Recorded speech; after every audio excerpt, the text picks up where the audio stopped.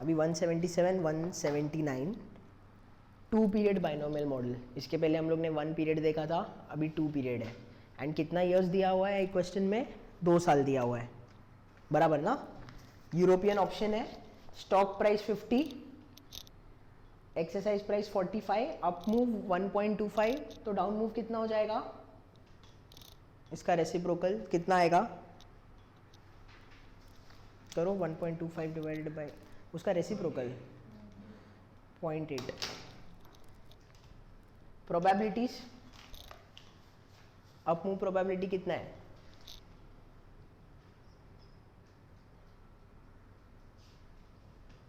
Of an up move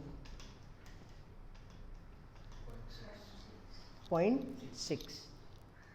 down move का कितना हो जाएगा प्रोबेबिलिटी? ये एक्चुअली रिस्क न्यूट्रल प्रोबेबिलिटीज है, risk neutral probabilities of down move 0.4। तो ये कैसे बनेगा? स्टॉक प्राइस 50 पे ट्रेड कर रहा है एज ऑफ डेट, कैसे करेंगे?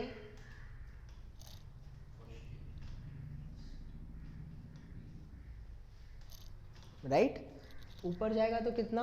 1.25, नीचे जाएगा तो 0.8, वापस ऊपर जाएगा तो 1.25, नीचे गया तो 0.8, नीचे गया फिर ऊपर। तो ये दोनों का आंसर तो सेम है। और ये करो 1.25 कितना जाता है? यहाँ पे कितना है? 62.5, यहाँ पे 40, 62.5 इंटू 1.25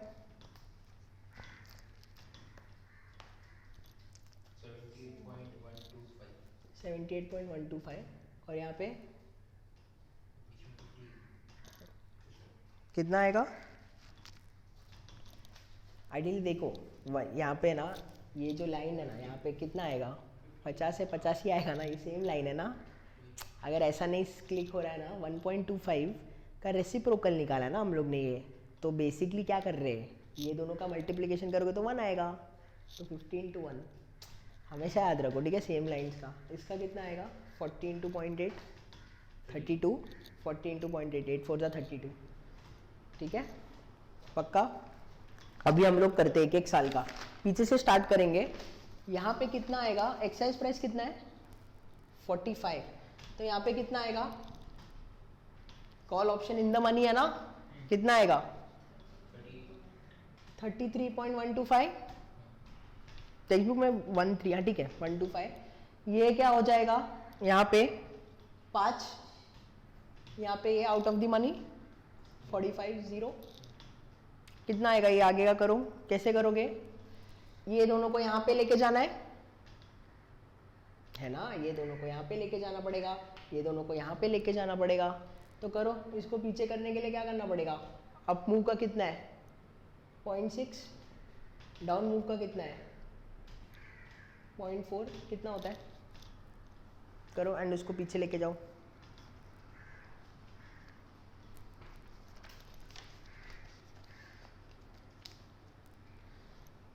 इसका आंसर कितना है?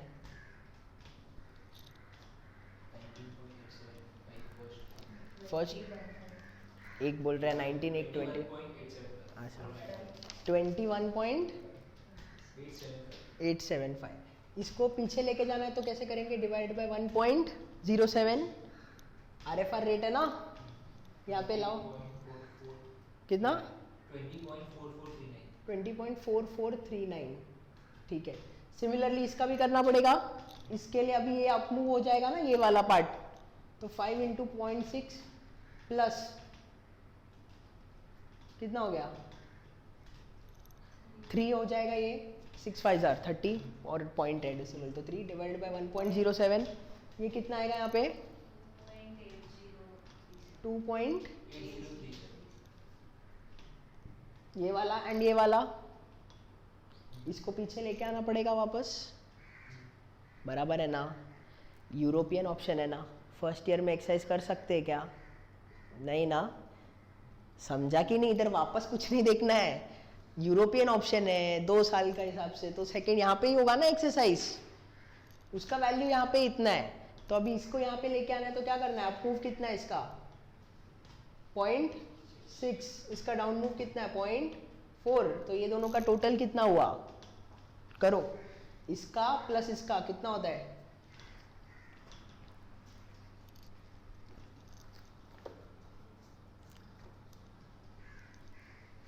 20.4439 into 0.6, 2.8037, 13.38782 बराबर। इसको यहाँ पे लेके जाना है तो डिवाइड बाय 1.07 करो,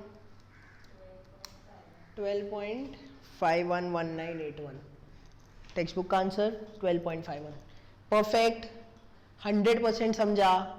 यूरोपियन ऑप्शन है ना, तो यहाँ पे देखो, प्लीज देखो, यूरोपियन ऑप्शन है तो यहाँ पे चेक करने का सवाल ही नहीं उठता। ये जो 62.5 है ना, तो ऐसे नहीं बोल सकते 62.5 है तो 62.5 माइनस 45। ये यूरोपियन ऑप्शन है ना, फर्स्ट ईयर में एक्सरसाइज कर सकते हैं क्या? नहीं, हम लोग को यहाँ पे एक्सरसाइज करना है और फिर उसको पीछे लेके आना है। ये वाला कब कर पाएंगे मालूम है क्या? यूरोपियन नहीं है, अमेरिकन ऑप्शन है तो, राइट? तो नेक्स्ट सम अमेरिकन का ही है, देख लो, करो एक बार खुद से ट्राई करो। 179 to 181। अभी हम लोग अमेरिकन स्टाइल ऑप्शन देखेंगे। यूरोपियन में कैसे था, 2 इयर्स का था तो सेकेंड ईयर पे ही एक्सरसाइज कर सकते, राइट? अमेरिकन में कैसा है, कभी भी एक्सरसाइज कर सकते हैं। अगर कॉल ऑप्शन है, अमेरिकन ऑप्शन है, एक कॉल ऑप्शन में अमेरिकन एंड यूरोपियन है। अमेरिकन ऑप्शन कब ज़्यादा इफेक्टिव एंड कब ज़्यादा वैल्यूएबल रहेगा? जब अंडरलाइंग डिविडेंड्स देगा तभी, स्टॉक है वो डिविडेंड्स देगा तो ही ज़्यादा इफेक्टिव रहेगा to exercise the option. Example देखते हैं, 30 एक्सरसाइज प्राइस है, स्टॉक ट्रेड कर रहा है सपोज 31-32 पे, ठीक है? 3 महीने का ऑप्शन है, 1.5 मंथ्स में डिविडेंड मिलने वाला है 5 रुपये का, ठीक है? सपोज ये अज्यूम कर लो ना, कितना 58 डे, ठीक है? 48 डे पे ट्रेड कर रहा है 50 रुपये पे।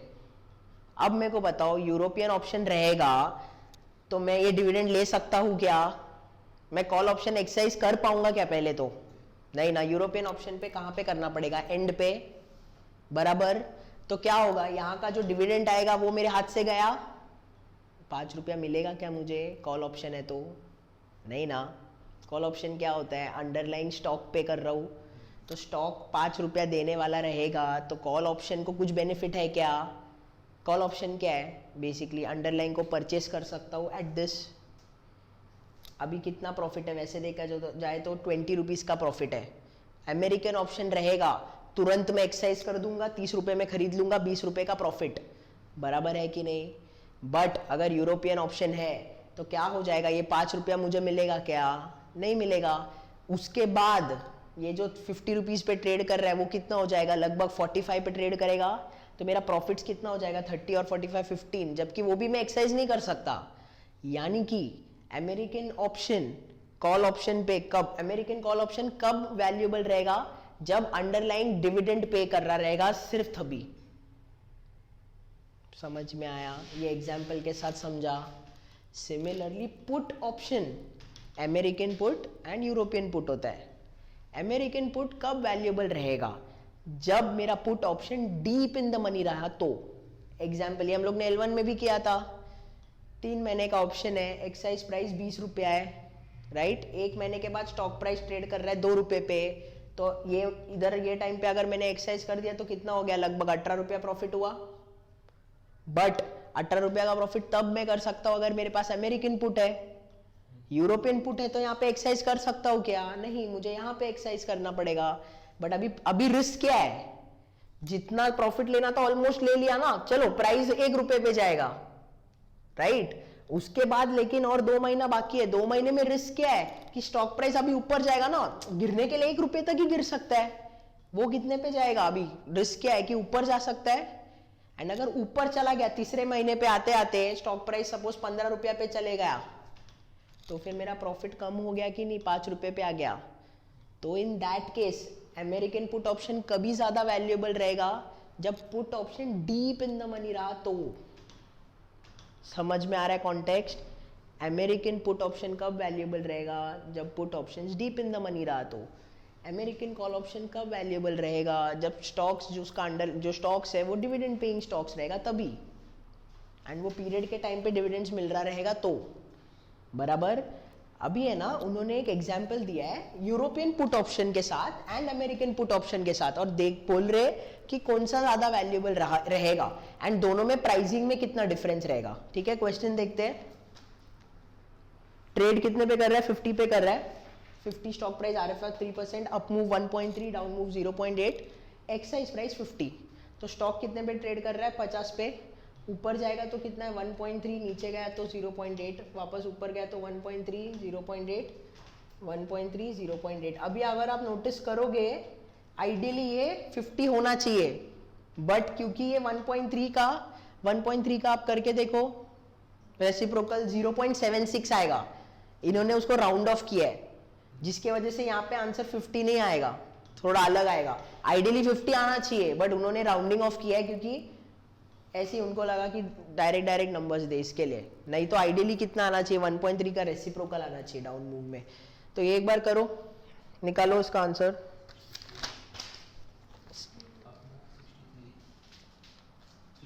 सिक्सटी फाइव ना, इसका आंसर यहाँ पे 65, बट ठीक है, हम लोग को यूरोपियन है ना, तो यहाँ पे ही चेक करते हैं ना डायरेक्ट। कितना आएगा?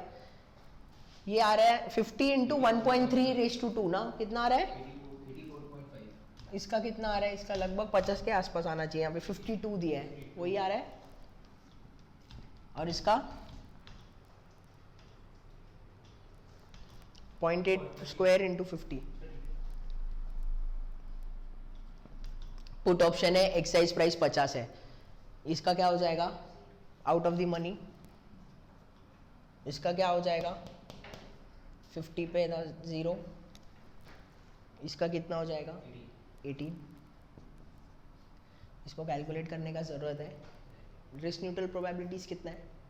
Up move down move please करो। 1 plus RFR minus down upon up minus down कितना आता है? 46%। ठीक है, 46%। तो डाउन मूव कितना हो गया? 54%। ठीक है, ओके। इसका कितना है? 0 into 0.46 plus 0 into plus 18 into 0.54 कितना होता है? करो।